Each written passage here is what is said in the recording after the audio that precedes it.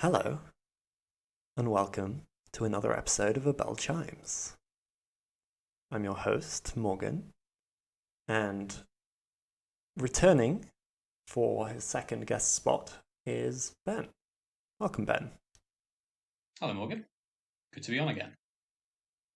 So, this time you'll be introducing your character, Vitellius Snyder. Give us a visual description of Vitellius. So, Vitellius Snyder, you've already met him in the adventure, but to give a more in-depth visual description, he is dressed in sort of monkish robes. He is a bold man. He has sort of scars on his head and generally quite a gnarled, wizened appearance beyond his actual age, which you can tell is not actually too advanced. His face is sort of shrewd, unsmiling, and he carries, of course, a rapier and is also armed with an assortment of knives he keeps under his cloak. He goes barefoot. A battle-hardened veteran. A veteran of many battles and many persecutions, of course. He's a man who knows not just about standing his ground and fighting, but of course when to slink into the shadows. Speaking of slinking into the shadows, let's begin. Vitellius looks over his shoulder as he enters one of the narrower streets of this small town. He's meeting fellow members of the Cult of Gragor in a basement meeting spot that was prepared for this very purpose. Finally, tonight, you'll get the book, and you'll be ready to begin the ceremony at last. Take an observation check. Shrewd eyes, as I said. It's a 9. Over one shoulder, you see at the entrance of this alley behind you someone pass, a cloaked figure. You're sure you saw them hesitate, but by the time you turn around to see if you're being followed, they've blended back into the shadows. Maybe no one saw you after all. So Vitellius is used enough to these situations that he acts calmly, pretends not to react to this figure. You arrive at the house, and you knock the secret password, and when the person who's guarding the door opens it and sees your face and recognizes you, they immediately drop to one knee and bow. Lord Vitellius, sire, you're early. The room isn't ready yet. So Vitellius, shh! Vitellius rushes into the room, shoves this man aside. Mm-hmm. Now is no time for pleasantries. Shutting the door, or he sort of pushes the door shut as he goes. Of course, my lord. I'll tell them to get everything ready downstairs right away. And looking very flustered, this man opens a hidden door in the entrance hallway of this house, and leaving it hanging open, runs down the stairs beyond it. So Vitellius takes a quick look at his surroundings. Take another quick observation check, in fact. Sure, go ahead. Just to sort of check out what the level of his house looks like. All right, you roll an 8. The house itself is dingy and unremarkable, exactly as intended. In fact, it seems that your followers, while they might not be as organized as you would like, have followed your plan to the letter. Just as you're about to follow the doorman downstairs, you spot a pair of eyes watching you from the stairwell. It's a young girl who is the second on watch of this door. And you take no more than 2 steps down this stairwell before you hear the password knocked a second time, and the girl leaps down the bottom 3 steps with the grace of a cat and pulls open the door, inspecting the next arrival. This arrival is the last time you saw her, she was a young woman, but she's now almost 30, which is still young. Don't get me wrong. Still young, just not as young as when you last saw her. And she makes eye contact with you and looks down in deference and prepares to follow you down the stairs without further word. So after being briefly detained by this, I think that Vitellius heads down the stairs with a grim look on his face. Right. The basement of this house is similarly dimly lit, so as not to attract attention to the very small skylights that it's fitted with. There are 5 other people down here. The woman that just arrived makes the 6th, and you the 7th. These are your most loyal subordinates, the ones who have made all of the preparations that you commanded. You look upon them. Each of them has a name that they have entrusted you with upon joining the cult.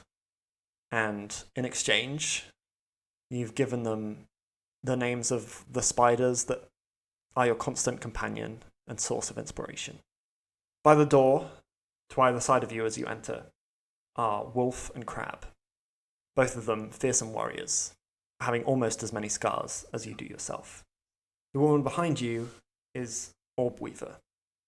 She maintains the connections with the town, establishes those that can be trusted to trade and exchange secrets with. Towards the back of the room is Huntsman, and you're relieved to see he's carrying what could only be what you came here tonight to find. Finally, waiting patiently for the others to file in, are False Widow and Wanderer, who bow down deeply as they lay eyes upon you. These loyal followers know you as Sicarius, the assassin spider. My fellow Arachnolites, I bring good news. As you begin to speak, the doorman, who is none other than Crab, bounds back up the stairs to close the passage down in case the meeting should be disturbed. And all 6 of your followers gather around you. Gregor waits impatiently for our summons. Cells of our cult across Landor and the wider world ready themselves to call forth our Lord from his earthly prison. But we must be swift. The chaos that is engulfing Landor, the rise of the White Wizard, has encouraged those who oppose our groups, who oppose the truth. The enemies of our order grow stronger as well. The White Wizard seeks to hunt us down as potential opponents for his rule. Even today, in this very town, I believe the forces of lies, the forces of falsehood are gathering. I believe that I was followed, indeed, on my way to our hideout. So we must be swift. There is no time to lose. Your followers look nervous. They don't like the sound of people following, people that might interrupt the ceremony at its crucial climax. Huntsman steps forward and presents you with the book. Even before unwrapping it from its cloth covering, you know that this is the artifact that you have spent so long and so many resources trying to hunt down. But he's found it. You waste no time and open it, looking at each page carefully, but scanning, trying to understand as much as possible of these arcane runes in the possibly limited amount of time that you have available. And you are very satisfied at how easy it is to find the passage on the ritual that you are aching to perform. As you look upon these runes and they make an imprint on your mind. You feel a nagging pain, a disturbance in the pit of your stomach. Roll a grip check. So Vitellius has a will of 1. This book has a certain reputation for bending and twisting the minds of those who read from its pages. You knew that coming into this. Ben rolled a 3 plus 1, which is a 4, and so a failure. Vitellius feels his eyes burning as he consumes these runes, barely able on the edge of his consciousness to understand their meaning, but taking in enough to know what must be done. You order your acolytes to stand in 2 rows, kneeling on the ground before you. And with a heavy heart, lifted only by the knowledge of what this necessary sacrifice will result in, you announce that each of them will have to sacrifice themselves in order for your body to become the vessel of Gragor. Each of these cult members, each of your followers, nods solemnly. It is the only way we will be able to bring forth Gragor. All of our mortal forms will be cast off. We will find a greater unity and a higher form of existence in the fibers of Gragor's great web that will spin over the earth. Each of them draws a weapon from within their cloaks, and they prepare themselves. You see the fear of death in Wolf's eyes. You see the resignation in those of the Wanderer. You see tears of elation springing forward in the eyes of Orbweaver. False Widow speaks up. Why?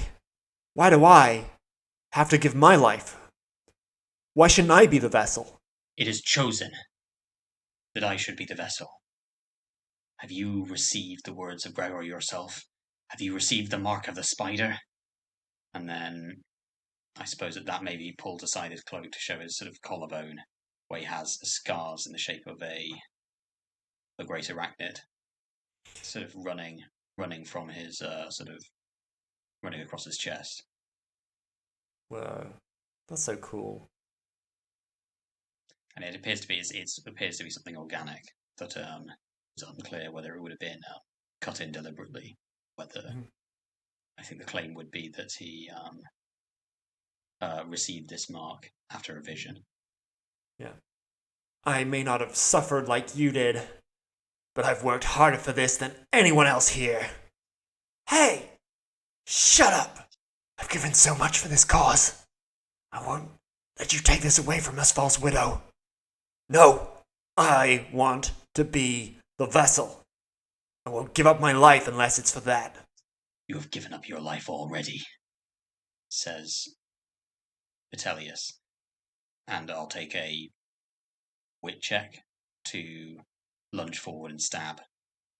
All right. Yeah. Go ahead. In fact, roll an attack roll. Attack roll. Okay. So. All right. That's a 6, a 3, and a 1. The 6 and the 1 are enough. You pierce easily through his thin cloak and make a gash along his ribs. He clutches the wound, stunned into silence by the unexpected violence of your actions in the face of him defiantly defending his life's work. Roll an observation check. Right, you roll a 7. You notice the various reactions of those around you. Some seeing the necessity of what you did, others focused inward on the actions that they'll have to perform during this ritual. But what Vitellius doesn't hear is the sharp knocking on the hidden doorway at the top of the staircase, or the much heavier slams against the front door of this building. as False Widow is beginning to bleed, looking pale and resigned to his fate. And as you've begun the chant to initiate the ritual of summoning, the girl keeping watch upstairs runs into the back room in fear. As 3 heretic hunters slam their way into the house. If it weren't for Vitellius's chanting, he couldn't avoid noticing the others react. He would have heard for himself the searching and stomping happening above. But Vitellius is absorbed in the ritual, the book drawing him in. It's only when the harsh light of a torch coming down the stairs leaks into the room that Vitellius realizes what's happening. While they were prepared to sacrifice themselves at any moment, Wolf and Crab jump up to intercept the intruders. Orbweaver, who still hasn't said a word since she arrived shortly after you, rushes over to a carpet that's covering the back wall and lifts it to reveal a small, manually dug tunnel, only big enough to crawl through, and even that, a tight squeeze for most of the people here. And she gestures frantically for you to get into this tunnel. Vitellius takes stock in the situation, and as he sees the hunters, as he sees Crab and Wolf being sort of about to be overwhelmed by these heavily armed heresy hunters, he realizes the only way is to escape. Your sacrifices shall not be in vain. We shall meet again in Gregor's great web, he says before lunging towards the hole. That's inspirational. And your 6 companions, including False Widow, in spite of the bout of insubordination and the wound that is causing him great pain that you inflicted in the face of his audacity, all turn to face the intruders, who have spotted your attempt at escape and are rushing forward into the room to try and intercept you. In making this speech, you found yourself crawling backwards into this space with the vain hope that your fellow cult members would be able to overwhelm the intruders and follow after you, or that you'd be able to get out. But it's quickly clear as 2 further heretic hunters follow down the stairs that there's not a lot of chance of that outcome.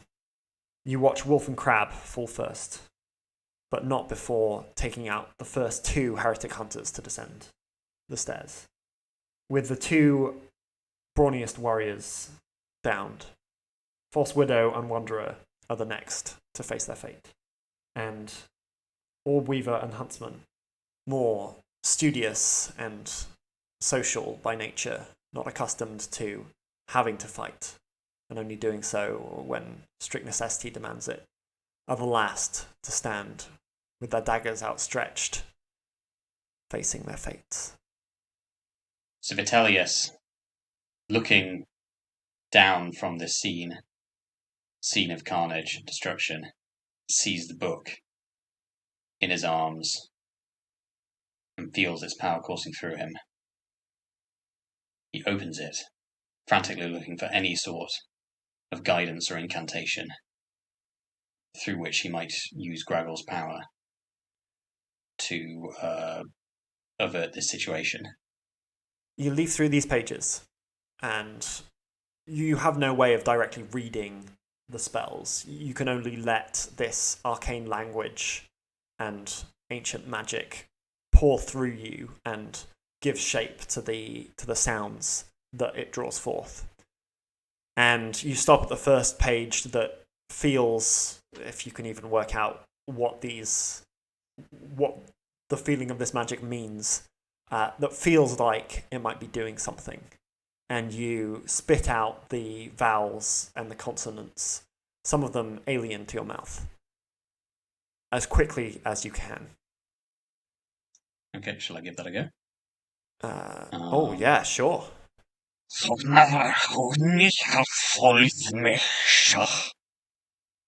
Beautiful. You can feel it taking its toll on your mind to let this magic go through you, and you lose a grip. But to your dismay, rather than sweeping away the invading forces or lending assistance and strength to your loyal subordinates, the result of this incantation is to create a dense film of web in the space immediately before you. You can see, even without touching it, that this is sticky, but also the way that it fills the space and seems to spring elastically out from empty space as you intone this incantation. This web clearly won't be easy to move. And with a heavy heart, you realize that all this spell has brought you is enough time to escape. A few hours later, it takes you a long time to shuffle backwards down this tunnel, which has a couple of twists and turns to avoid any light from escaping in either direction. You emerge in a shallow cave on a hillside just outside of the town where this fateful meeting took place. The sun is just rising, giving the sky a sickly hue, and you have mixed feelings.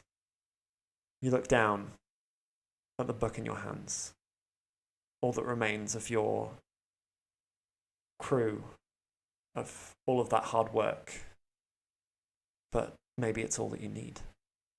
So Vitellius reflects sincerely that his fellow Arachnolite's sacrifice allowed him to escape from whence he will go on to fulfill his destiny and raise Gragor. It's only a matter of time. But even as that thought lifts your spirits, they are swiftly dampened. And from the first street at the entrance to this town that you can just make out from your vantage point in this shallow cave, you can see one of those heretic hunters lifting an alarm bell.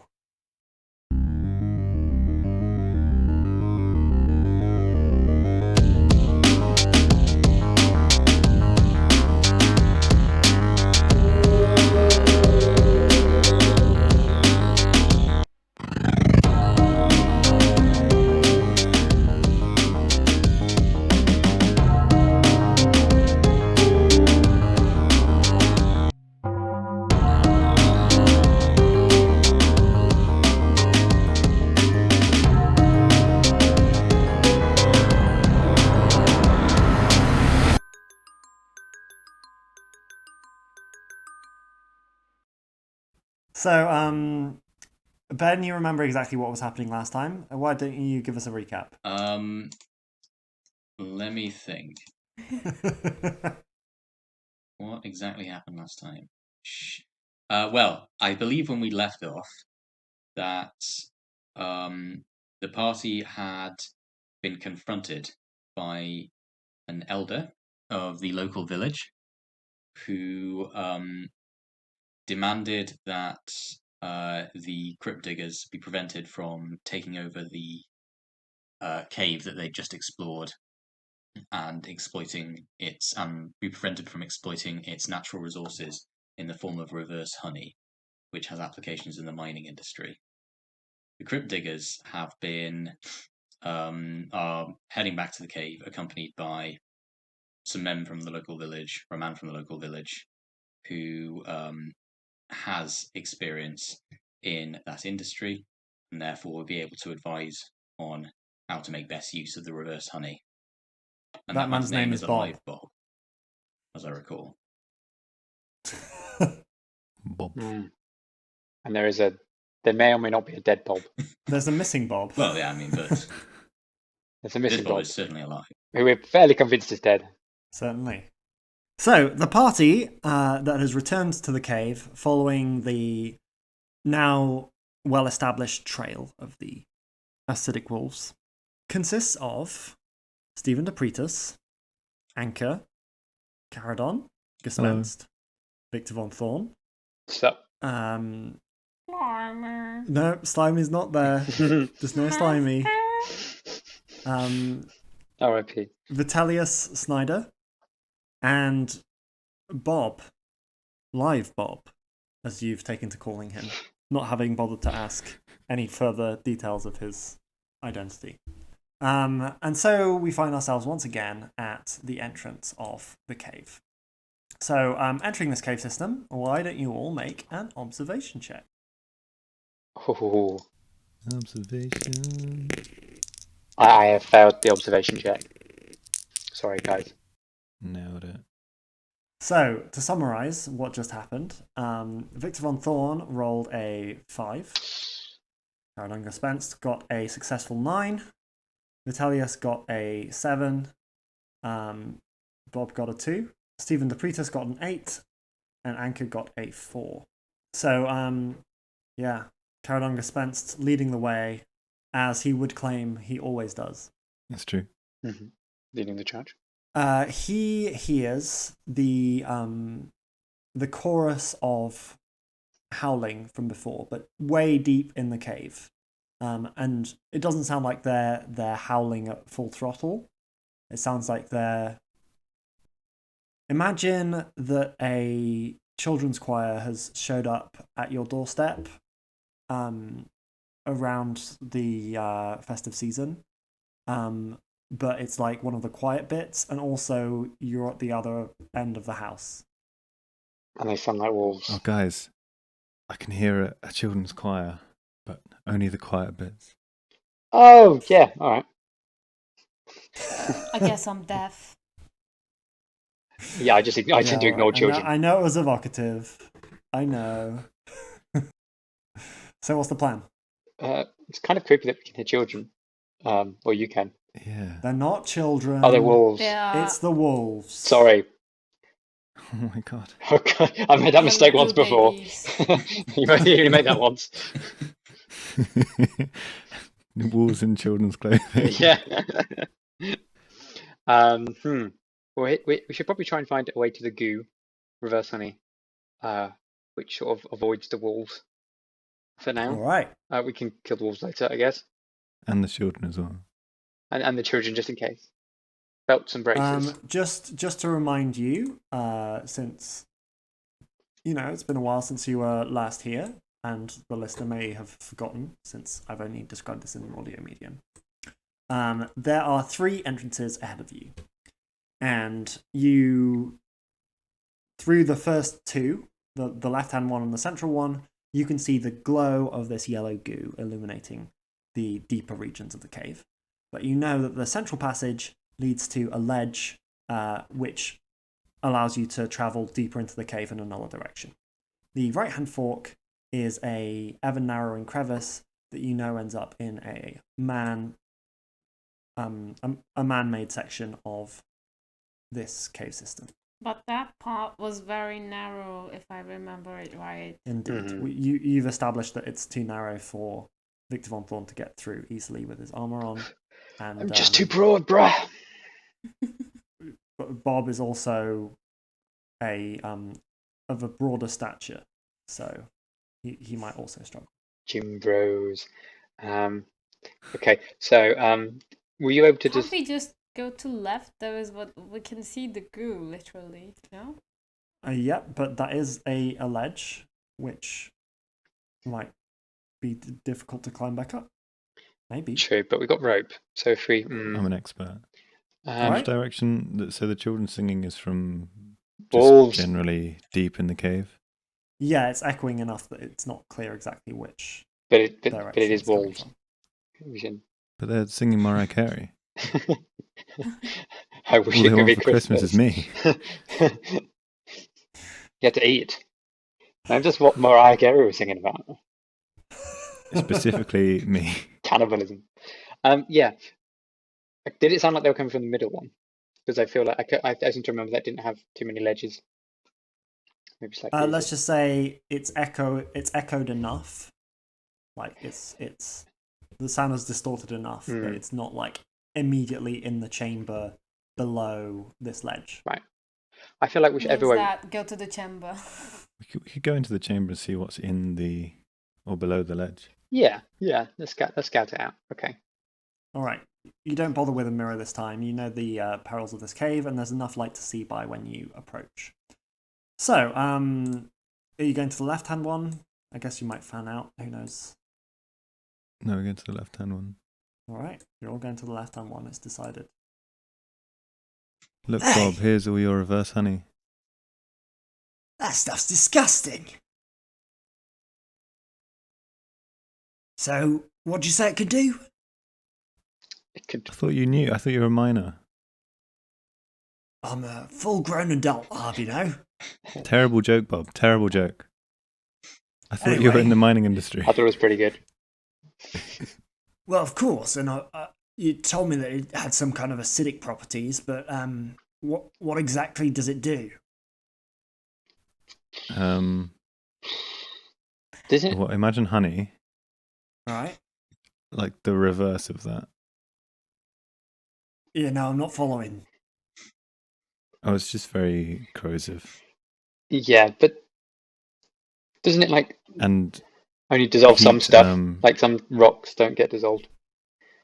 yeah, but heat makes it drip liquid. Oh, and then it becomes right. Yes, I'm with you. So yeah, apply heat to the honey.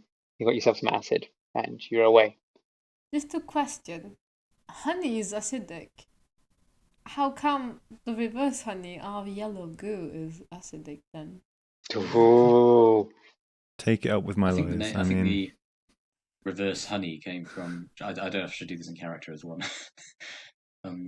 I believe that's what was explained to me, that the reverse honey is so named because whilst wolves would typically lick normal honey if they saw it in the wild, this honey is produced by the wolves by licking, and therefore is honey in reverse. The reverse does not relate to the corrosive qualities of the honey. Is that about right, gentlemen? Right, I think I'm getting it. Yes. Just does that mean that we should capture the wolves and then we'll be away? They are quite terrifying. I mean, we can kind of farm the wolves, I guess. We can come in and collect the honey and then take it away. Well, maybe there are some younger wolves that we can take away and domesticate as such. Well, they're all children. Oh, even better. What do you mean they're all children? Well, it's have you ever heard a children's choir singing at Christmas? Except you're on the other side of the house. No, what's Christmas? Okay. Have you ever heard of Mariah Carey? It's Christmas. No, sorry. It's someone. It's just like one of those city festival things.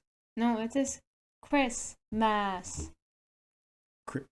As in Someone someone called Chris, right? I don't understand the relation to the wolves. I'm really sorry for being dense wolf here. tamer. But I see. So Chris Mass is a wolf tamer who sings. You know what? Don't worry about it. I'm sure there are some young wolves out there. Yeah. So I'm just saying that if these wolves are too challenging, we just get rid of them and then we abduct some younger specimens and then sort it. Yeah, okay, let's not run before we can walk. I think maybe perhaps a demonstration of the reverse honey's potential and find a method of transporting it back before we start. Okay, well, it's a bit dark in here, so could we light a torch before you do that? Well, No, that's a bad idea. That could be part of the demonstration. Aforementioned properties of the reverse honey. Well, if we're You not directly underneath any right now, are we? It's sort of down the ledge. Yeah, you definitely are. Okay. Maybe if we take a step back, and I sort of, is there any safe place where we can stand where we're not going to get dripped? Well, you could always just light it away from yourself. Yeah. Okay. Fine, I'll do that. Like light a torch and then hold it away. Yeah, I can do that.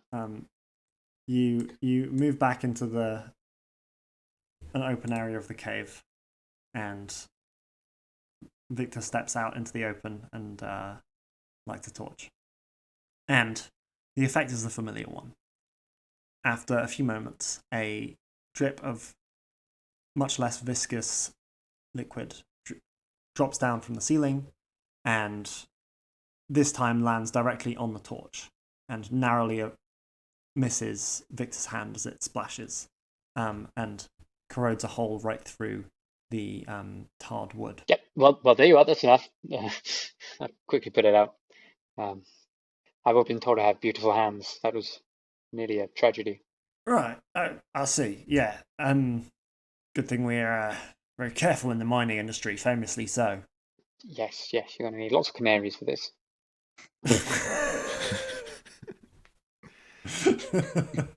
God, we need to discuss the working conditions of the canaries. Not really my jurisdiction, but if I'm lucky, if this goes well, maybe I'll get my big break, and I'll be in charge of the wolves. Nice. You seem trustworthy. Yeah. Right. So, have we come to an arrangement? Are you satisfied that we're not, putting you out of house and home? And Well, not really. I assumed you were here to help me reclaim the resources for the good of the local people. Right. That sounds like a big job. There's quite a lot here. That's not really in my contract. You have a contract. Right. Well, you claimed it was some kind of contamination, but as far as I can tell, it's not doing any harm. Unless you light a torch. Right, but that's not natural, is it? Who's to Well, say? none of it's natural. No, I mean, if there was a fire here, then if there was something living here and there was a fire, then the fire would probably kill it, right? So, it doesn't matter. Make some good points, I think. But at this point, I think Stephen Preaches butts in and says, "Well, good sir, can you not see that this reverse honey, by corroding away the walls, uncontrolled, unharnessed by man, would permeate through the ground and risk contaminating drinking sources?" Well, I mean, God, thank God for management. Yeah. Yeah, maybe, but that's why we're here to make sure. I'm here on behalf of the village, so you've got to convince me that kind of threat needs to be taken seriously. Well, yes, then we're in agreement. What, poisoning drinking water? Very well, onwards then. Okay. So we're going further in. Are we? Further up and further in. Yeah, all right. Are you dropping down over this ledge? We can do. Yeah, go on then. Yeah, I remember that we're close to the acid river, so let's jump. Whee! All right. Acting. You drop down, and at the edges of this room, which seems to be the sleeping chamber of the wolves from your memory, there are some small puddles of the acid, which you narrowly miss when you are jumping down off the ledge. I'm not going to make you roll for it, because I'm kind, and the action has yet to begin. So you can, if you're feeling investigative, you can roll another observation check. Otherwise, let me know what you're going to do now. I feel very investigative. I would like to investigate that patch of black that is lying up north, and this is Vitellius who's going to roll for that. All right. Yeah. So we've got an 8 for Vitellius, who takes a few steps forward, but can't make out more of the deeper regions of the cave through the gloom. And we have a 9 from Victor von Thorn, who takes stock of the situation. So Victor observes a clump of hair shed by one of the wolves, maybe when it was sleeping, maybe as a result of eating a previously dropped bagel. Who knows? You see that the walls here are... The goo is a lot thicker on the walls, especially towards the back of the cave. In particular, it seems like you wouldn't want to touch the walls here. And that might cause you some trouble when you're trying to get out. Hmm. You're gonna have to, get gooey. Anything else you want to know about the situation? No, I think so. All right. Are there any walls nearby? None within line of sight. Awesome. Okay, let's show them the river.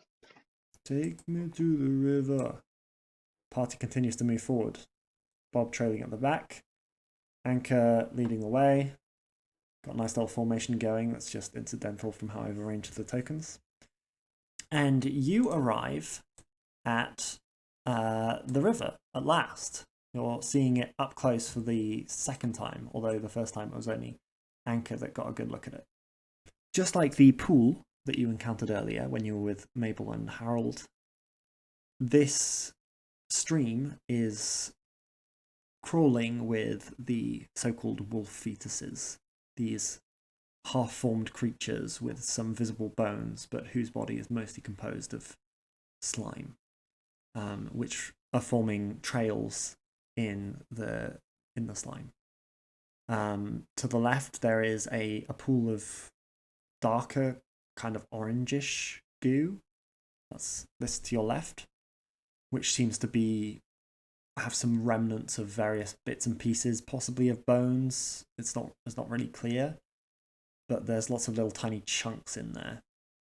On the other side of this yellow stream of goo, which I remember being named a green.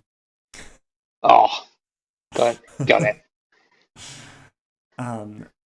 Are some severed limbs and body parts of various sizes and states of decomposition, crawling with more of these wolf fetuses who crawl up and take little chunks off and then return to their stream. Take a grip check. What flavour of limbs? Oh, Everyone? Everyone. is Boy, is that a 2d6 or a? 2d6 plus 2d6. your will. I have one will. All right, what are we up to? Oh, aced it. I'm saying. What's Vitellius's will? It's only a +1. Right? Vitellius's will is +1, yeah. At this point, I will ascend to the next plane of grip. Does that mean you failed? But you failed. Yeah. So you're descending? Oh, I see. You're going to take on an astigmatism. Well, not necessarily specifically an astigmatism, but She's just going to wink a lot. All right. So to recap, Anchor rolled an 11 plus 0, succeeds. Jamie rolled a 3 plus 1, I believe, which is a fail nonetheless. Vitellius got a 8 total. Victor Von Thorn got a 9 total. +1. Stephen got a... Oh, what's Stephen's will? Stephen's will, I think, is a 2. All right, a 7 plus 2, which is a 9. Another success. And Bob rolled a measly 5, which means that Anchor, Victor Von Thorn, and Stephen will mark experience. Let's do at least one of those. I'm going to be so PTSD'd. All right, cool. Bob does not take this situation very well. He says, "I thought you said they were wolves. What the fuck is this? he said it was dangerous. Well, danger's one thing, but is this a new species? This changes everything. Show me more." Oh, okay. Oh, so he liked it. That's weird. Vitellius, meanwhile, is sort of, again, cradling his head in his hands and saying, "Oh God, oh God, could Gregor allow any such creatures as these to live upon his earth?" And Carradin's very bummed out. Yeah. Oh, Sorry to hear that, ma'am. yeah, sad times. Cool. Exactly how bummed out is he? Let's do Do it right now. This will establish some precedent. Do you have a particular suggestion of what? Damn, I need the book. Right. Can't even remember what they're called. You mean what astigmatism I'm going to What take? affliction you're going to take. So Affliction, that's the word I was you looking are for. either able to take one of the afflictions that we have in the book as appropriate to the situation or the character, or you can roll d6 and a d3. So let me. I'm looking forward to your narration on this one, Jamie. Dig deep. Borrow from personal experiences. Think of that first night in Chicago. Channel it. Oh, no. All right. So, what's it going to be, Jamie? I don't know what the option is. I think so. Oh, you're waiting for us to Yeah. read them. That's completely fair. It's a podcast, Mark. Yeah, There are 18 options, I'm so not- I wasn't just going to list them. I'm not planning to read through all 18 options. I suggest one possible option. Do you have a One suggestion? possible. Maybe I'll say there are two possible suggestions. If you don't like them, you could also roll randomly.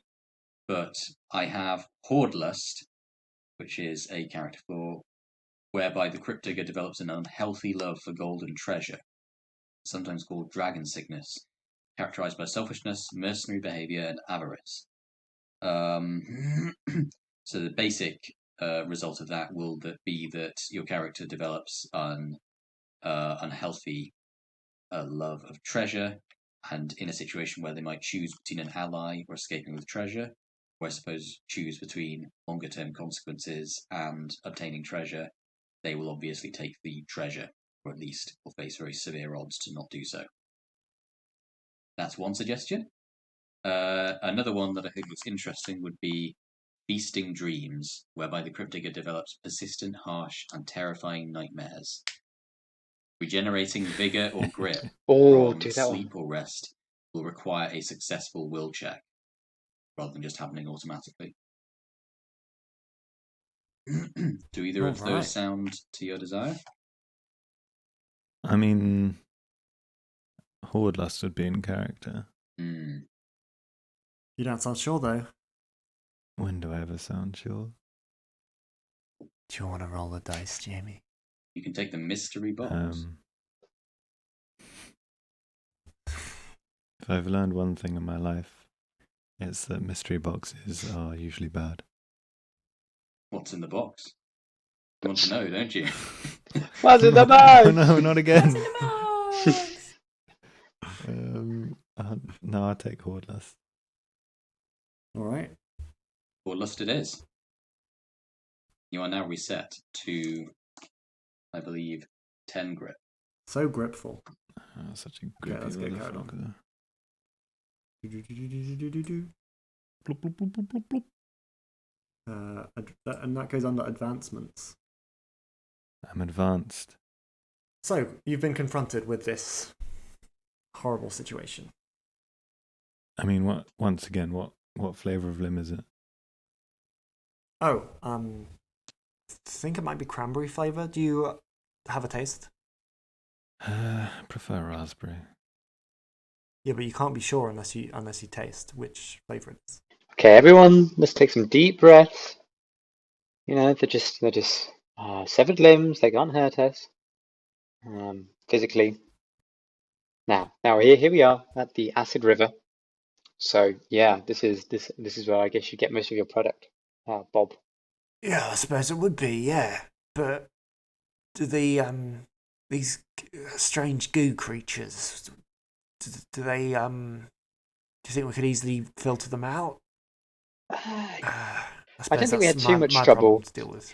We didn't have too much trouble with them. They were quite easy to stomp on, accidentally in some cases. Right. I see. I mean, I even made one of them my pet. You know, That is true. Rest in peace, Squishy, like me. Slimy. They do die very easily. Squishy was yes, his posthumous name. Right, well, it looks like there's a pathway over there to the right. Maybe we could walk along there. Sure, Not so oh, fast. No. Well, if the wolves are not here, then they might be over there She makes a Right. sound. at the end of the river. Are you not She makes a sound satisfied, point. Yeah. Bob, that this is clearly dangerous? Well, it's not. I mean, clearly there have been some victims, but maybe with proper health and safety procedures, we could avoid that kind of tragic outcome. Bob. When I know it's satisfying to say. when confronted Well- with a pile of severed limbs, at what point do you tell yourself enough is enough? How do I know you didn't leave these severed limbs here just to frighten me I off? don't leave my severed limbs just lying around for anyone to So you admit find. to having severed limbs. In my profession, occasionally, limb severing is called for. Right. As a knight, yes, a fellow knight, I can confirm. Yeah, that's what I mean. But you'd say if you chopped off someone's legs, you wouldn't just leave them lying around. No, because Goodness gracious, no, we just I'm want to sully the king's kingdom. a good and limbs. decent person. Yeah. Well, what'd you do with them then? I would return them whence they came, Well, you stick them back on. if possible. we used to feed them to the dogs, but Didn't you know that we are actually Legos? Bob. I really don't want our podcast to be incorporated into the Lego universe. that we can make Will Ferrell.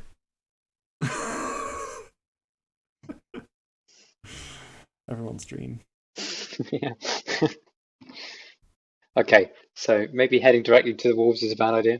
So are we trying to kill the? Are we trying to clear this cave of wolves so then they can mine, or are we just like? No, we're literally trying to just giving them convince a tour? Bob to leave so that we can do what we want. Oh, okay. Oh, right, okay. I didn't get a memo. Sorry. Should we just tell him? Well, he's been scared by these limbs, right? So maybe we could like double down on that. Just maybe We'll say, just "Oh, wave them around a if bit. these are the limbs, where's the rest of them? Who did this to them?" Oh, probably wolves. You know? Yeah. Well, you're the ones who heard the wolves singing, so maybe you can like kind of create that vibe and like What you want us to him. sing like children? Scare him. I don't know. It might Yeah. be a bit creepy. Or we could and actually he's find a the bit wolves and scare him off, and then scare ourselves off, or just kill them.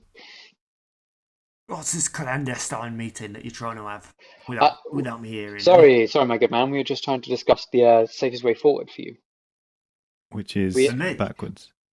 Yes, we are hardy adventurers. We see severed limbs at breakfast time, but you, my good man, you look obviously rattled. I mean, the wolves who did this could be around any corner. I could Right. be waiting for you. So you think I should go back and explore a different area of the cave? I think you should leave the cave. I think it would be Bob, in your best Bob, interests. Bob. Do you not see? Do you Bob. not hear? That's my name. Do you not hear the wolves? Do you not hear their song? Do you not hear how all they want for Christmas is you? It was moving. No, I don't. I can't hear him. I rolled a 7. You fucking useless, Bob. Are you sure? Are you sure that? I mean, wolves don't typically sing, but I suppose they don't typically do this either. Which I must say is why I still find you all very suspect. These are not usual wolves. Go back. Go home. Think of your wife, your children. Okay, here's a scenario for you. What if I start walking that way and I almost get to the entrance and then a wolf that you've spent so long warning me about pounces out the shadows and I'm toast? Why don't we escort you to the exit? I don't need all of you to come. I'm just saying I could use a bit of a hand. Especially getting the leg up back onto that ledge. It looks a bit gooey. Well, there are several hands and legs over there. No problem. I'll take you there. Why don't we all show you the way out, Bob? It's a It's safer dangerous together. place, as we've established multiple times. All right. Back we go. 2 steps forward, 2 steps back. We do keep trying to leave. Well, it's a scary cave. I can see why you do that. Spooky. So, someone give me a brawn check to give Bob a leg up onto this ledge. Oh, that's. Sorry. I don't have any. I've got brawn for days, bruh. Oh, look at that! I just threw him up. Victor's been lifting. Rolled a 10 It's plus a 2. 10 plus 2. He's 12. flying. Heaved. Yeah. All right. He lands on the ledge, which is more than wide enough to accommodate him. Don't need to do that for everyone. And he says, "All right. Well, I can actually see the exit from here. Any of you? Are you going back in? What's the? Yeah. Well, more things. Actually, what's that smell? I think we should leave with Bob. But if we keep resisting, okay. That's the second time in a row. Did he say just that he's smelling something? What are you smelling, Bob? Oh, I mean, obviously there's that rancid smell of the goo, but there's something else. Is it Mariah Carey? I'm just gonna check out this passage real quick. No. It's your funeral, do that, Bob. Bob. Don't Bob. do that, Bob. Bob. Bob. Bob. Bob. No. Bob. No, Bob. Bob. No, it's familiar. It doesn't smell dangerous. It smells familiar.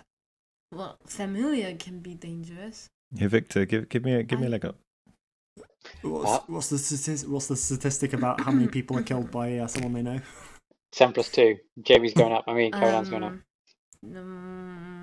Ba-doing. It's about Wikipedia. it's about Google it. 100%. So that's why I don't. 100% of people are killed by someone they know.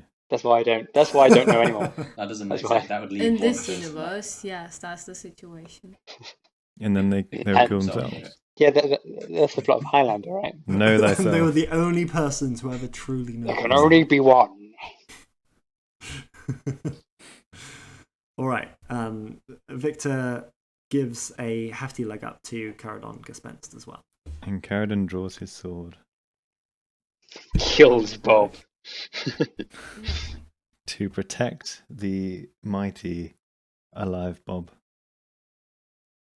Are you actually? Oh god, he's attacking going to find dead No, Bob. I said protect. What part Oh, of pro I see. and tect? I'm just so expecting you to just wreck him, but What I need Bob. I need him to say that. Oh, it's all dangerous. Allow these noble crypt diggers to retrieve all of this valuable goo Hmm. all right. Okay. purely because it's dangerous and not because it's valuable. Hey, what was your name? Caradon. All right. Would you mind coming with me while I just check this out? real quick? No. You wouldn't mind. I mean, Great. yes, I would mind. Go with him. Bob, No, Bob. it'll only take a minute. Bob, we're leaving. Bob, No, come on. Look, I take full responsibility for whatever danger shows up. Look, if it gets too dangerous, you can just walk Yes, but away. Bob, Right? have you considered that you're far more likely to die here than I am? Well, you could give me a sword. Oh well, Bob, I'm not going to do that, Bob. Wow, it's a good thing you're coming with me then, eh? Oh, it's got you there, mate. Should we set up a trap to, I don't know, like call the walls Doesn't and the right? chamber? I'm pretty sure. And I'm then pretty sure his we- friend's dead body's around the corner. We- So once he finds that, I'm pretty sure it's going to spook him. Bob. Carry him. Go with him. Go with him. Why don't you guys come with me? Well, fine. I'll go with you. Hold on. All right, he's giving he's giving Victor Von Thorn. Am I giving everyone a leg up? Sure, Okay, let's give it do. a Okay, with the try. power of editing, we're now going to do a leg up montage. Well, that first one failed. Well, you're the one that said you Fail. wanted to go. I was suggesting that someone else give you a leg up. Okay, Well, I everyone's coming failed to lift anyone up. So it's a very short montage.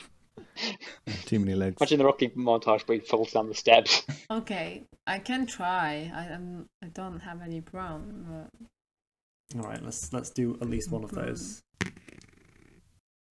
10. Amazing. So Josh rolled 3 failed brawn checks, and Anchor rolled 1 successful one. Yep. So odd. let's Quality, see. not quantity. Stephen Depretis and Vitellius are getting rather gooey on the front of their robes, and they hastily tear them off after clambering up to avoid the corrosive damage. So there aren't any mechanical consequences to that, but there might be narrative ones. No, they're currently walking Rose around like twist. Walter White in underpants, sort of thing. I quite like that image. Now this is my kind of cave digging expedition. Everyone make it. They put the spunk into spelunking. Okay, right. So we'll got up somehow. Right. Yeah. Okay. Let's escort Bob. Look, we need to scare him off, and I feel like whatever we're going to Alright. find inside is going to do that for us. No, I don't. You realise it's a bit suspicious that you all decided to come up here when I said I was Not really. gonna. We're just looking out. Bob, We're looking out Bob, for you. All right. Bob, Bob, Karen, I am we've going to stab you. established this. Bob, we've established this. This cave is dangerous, right? Do you accept that this cave is dangerous from the pile of limbs that we Yes. saw? Yes, I do. Okay, so why, in your esteemed logical brain, do you then want to walk further into the cave? Okay, this is gonna sound a bit weird, right? But I swear that I can smell my mate What did I Bob's. say? You remember I have a friend with the same name as me. Yeah, I could dead swear Bob. I could smell his new shoes. Yeah. What did you say? No, what, his new shoes? Yeah. How smelly are his new shoes? No, it's like he bought them and he did this whole thing of it was like, oh, sniff that. Oh. You know, when you buy new shoes and Right. you've got the tan everybody leather smell. And you think I was really proud you of think them. specifically your friend Bob's shoes are down here? Well, even if it's someone else's new shoes. Was it's a bit everybody weird, isn't it? smiling? Worth checking Was out. it so exciting? How many shoe stores are there, village? These are the facts. These are the Well, it's only, facts we need to know. there isn't one in the village. You have to go all the way to town to get them. Look, Bob. Guys, you remember that the corner is the corner that Caradon kicked the shit out of Slimy. Maybe that's the dead body of Slimy with the yellow goo. Have you, Wait, so Bob? Have you smelt these wolf fetuses? I think you find they smell remarkably like new leather, right. especially after you've kicked the shit out of them. Okay. So why would that stop me from? That surely means it's safe then, if you've already kicked the shit out of it. Well, no, because No, Bob, no. there are bigger creatures in this cave, Bob, than wolf fetuses. Maybe we're the monsters. Right.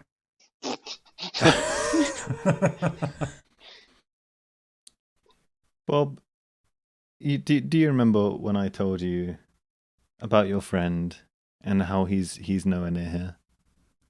Do you remember that, Bob? I do remember you saying something along those lines. Yeah. And do you remember the thing I just said about, the leather and the wolf fetuses and kicking the shit out of them? All right. Roll a wit check to deceive with double upper hand. Let's go. I'm witty, I can help you. 46. No, this is all on Caradon. This is his whole thing. Deceit. Oof. Oh, he's good. Oof. That's harsh. let's just say it was fortunate that there was a fourth The dice. silver tongue of Caradon Gespenst. He rolled a 1, a 2, a 3, and a 6. And the 3 and the 6 are, of course, more than sufficient. To school this kid. So, fine. Bob is convinced. If anything, he finds Caradon very respectful in this situation, thinking of his friend that has gone missing. And he relents. He says, "All right, but don't forget that this is... whatever happens in this cave belongs to the village. It's only right. So I'm going to wait outside. I'm going to let you do your investigation. And then I want to know exactly what's happened when you come out, all right?" Absolutely. You got it. Of course, Bob, of course. Well, that means I'll be there, all right? If you need me, if you need someone to get more help, something goes wrong, I'll be there, all right? You got a All right. friend. And he leaves. You got a friend with me. He walks to the exit unaccompanied. Well, no. Oh no, what's going to happen? What have you done? Well, no. Well, no. We're escorting him out of the cave. All right. You fall into line ahead and behind him and drop him off just outside the cave. Nothing bad was going to happen to Bob, okay? I just wanted to get rid of him. You've successfully prevented him from discovering the truth about his friend's unfortunate corporation, Dissolution. detoxification. Get out of here. So, all right, now it's back down to the 5 of you. So I should remind you that the job that you were given by Goran Starwedge was to discover the source of this goo, whether it was be some kind of contamination, some kind of magical source, whatever. Discover it and try and collect it so that it could be exploited by the crypt diggers rather than being left to cause problems. It's for the great good. Yeah, there's no doubt that there is some positive sentiment or community directed sentiment in there somewhere. That's us. If you dig. Okay. And digging is part of your job. But yeah, it's mostly remove whatever it is that's creating this great goo. The goo, the river of goo. Is it flowing even? So well, I'm looking at the map, so this might not make sense to the listener, but is it flowing from left to right, right to left? From left to right. Okay, so... Or at least, there's some very slight current in that direction, although the wolf fetuses were swimming up and down it in both directions.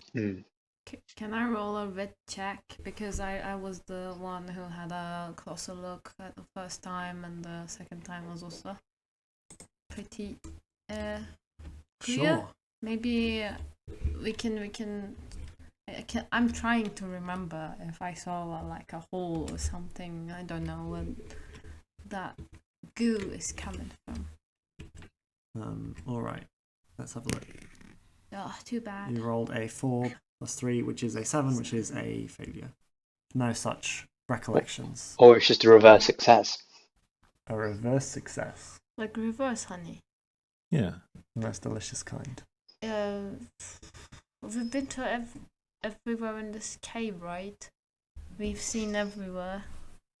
I think so. Yeah. All right. Well, you didn't have Stephen the Pretus with you, who is the one most in the habit of That's true. making maps. We do have an expert. Oh, Mr. De Pretus, right. Yes. could you please help us locate the source of this goo? We know there's a river, but we can't find the source. So it appeared that the river was flowing from left to right, Or west to east. west to east. Or South to North. It really depends where we are. It depends on your perspective. Well, it would stand to reason. Down to up. Depends on where you're standing on the bagel, really. Yeah. It would stand to reason Doesn't that the matter, it's a source of the reverse honey would be coming from the western direction, possibly at least flowing around in that direction. But as I am a Smart.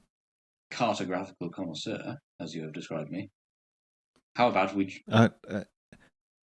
I'm not sure anyone said cartographical connoisseur exactly. Of course, that was my I did in my flourish. head. That was my... Okay, do continue, sorry.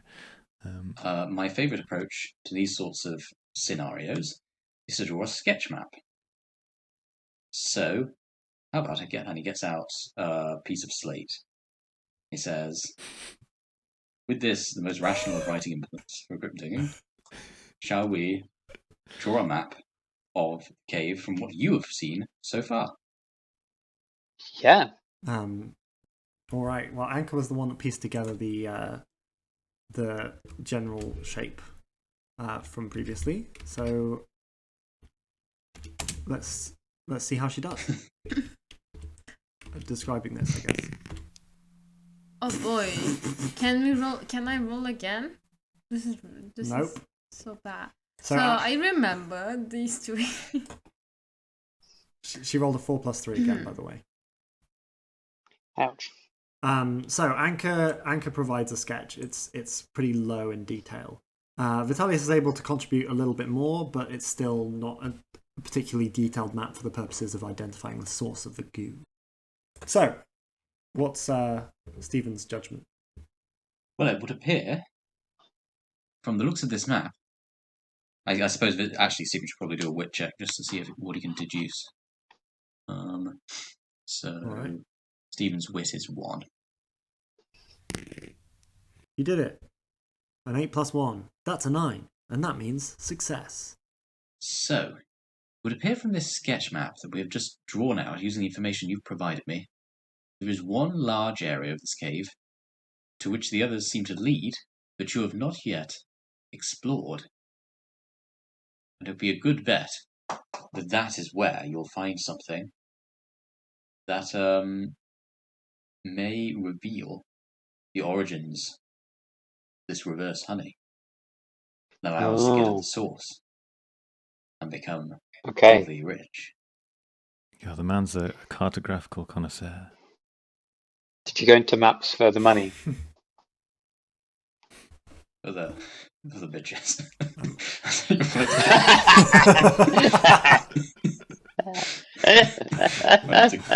No, I don't know. I'm not kind of. Jamie, that's staying in.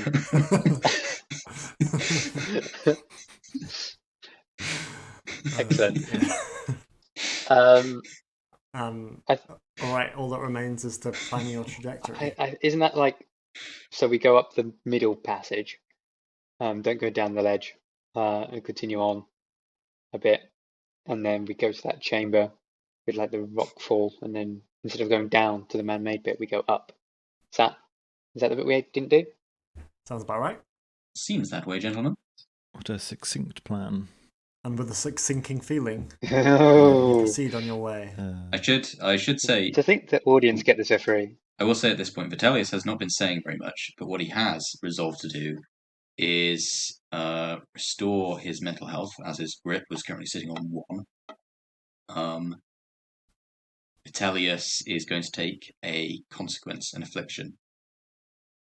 I would suggest it would be rather natural for him to take Guided by the Gods, but equally, in which Cryptiga develops a belief that a divine figure has chosen to fulfill some sacred quest or mission, which I think, given his current characterization, I feel like that's he already has that. It could be a case that it's rather redoubled, and it becomes rather an insane overriding obsession. Or alternatively, he could simply take a random affliction. Maybe possibly more interesting. Up to you. I think he's going to take a random affliction. Actually, I have no strong feelings either way. All right. So let us roll a d3. Which doesn't. That'll determine whether it's 1 to 6, 7 to 12, or 13 to 18 in the table. So 2, 6, so that's 12. Love of the dirt. So, That's a fun one.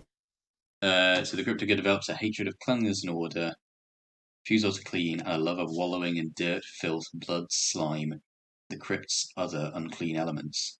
Eventually, their body begins decaying. For each instance of this affliction, they become increasingly disgusting and are against the odds for witch-X interacting with non-hostile creatures. They might also be barred from social environments. Sleeping, after somehow being bathed or cleansed, requires a will check to regenerate any vigor or grip. So Vitellius is going very much goblin. All right. I like So that as a you, lot. rather unnoticed as we were, advancing through the cave, Vitellius is sort of pawing at the dirt and smearing his arms. He is, of course, in his underpants as well at the moment. This guy's had a rough time of things, hasn't he? I mean, He's been resurrected after 1,000 years. Now he's covered in shit. I'm the trash man. I'm the trash man.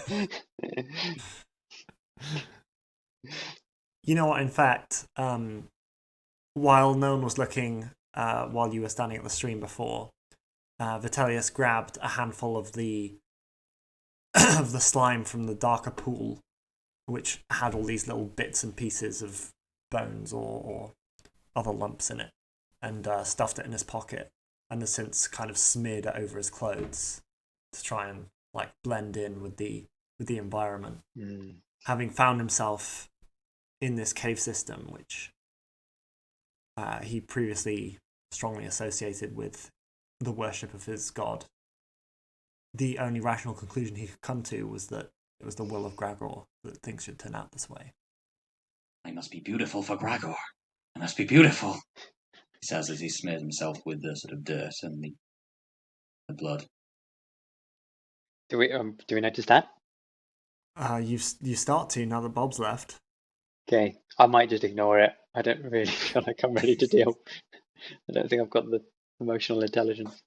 And now a word from our sponsor, BetterHelp. If you order help, that's better. I start mumbling, oh bagel, my bagel. Oh bagel, my bagel. My kingdom for a bagel. Disturbed by the disturbment. I feel like we all need psychological counselling. Unrelated to the podcast. Yeah, no, I'm just making notes for later. Note to self, seek out. We only have four listeners, guys, so Maybe they need counselling. All right, here we go. Vitellius is the first to arrive at the ledge where you're carefully crafted. Oh, you know what? Actually, Vitellius first comes across a dismembered pair of legs in the dim light. Take another grip check. Another one. oh bagel, my Another one. Yeah, Vitellius hasn't seen these. And another one. But we have, so do we need to do it? No, you're fine. Okay. Just Vitellius. I mean, it's just more Oh, actually, severed limbs. Stephen as well. What's two more severed limbs on a pile of limbs? So Vitellius rolled a 7, which is an 8, so sort of success, and Stephen rolled a 4. No, Which is that's a a failure. failure.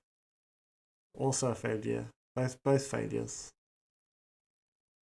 So yeah, cool. This cave is taking its toll.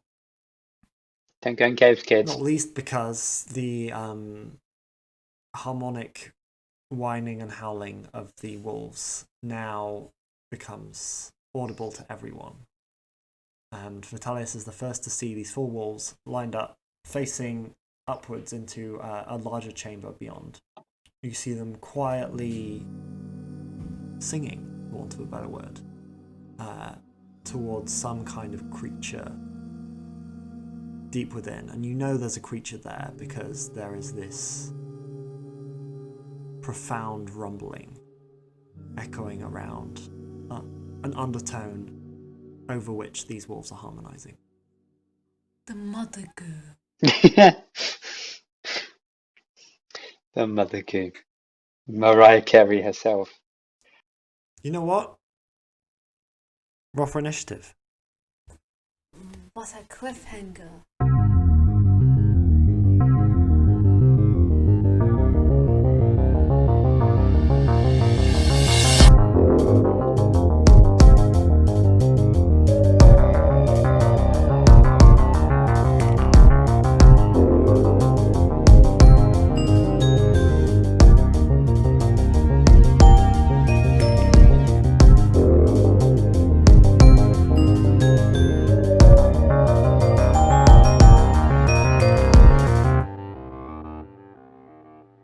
Thank you for listening to A Bell Chimes. You can find us at abellchimes.com. You can email us at achimingbell@gmail.com or send us a message on Twitter at abellchimes. Do you think the moose from Frozen will be able to talk to the animals in Ice Age? Isn't he a reindeer?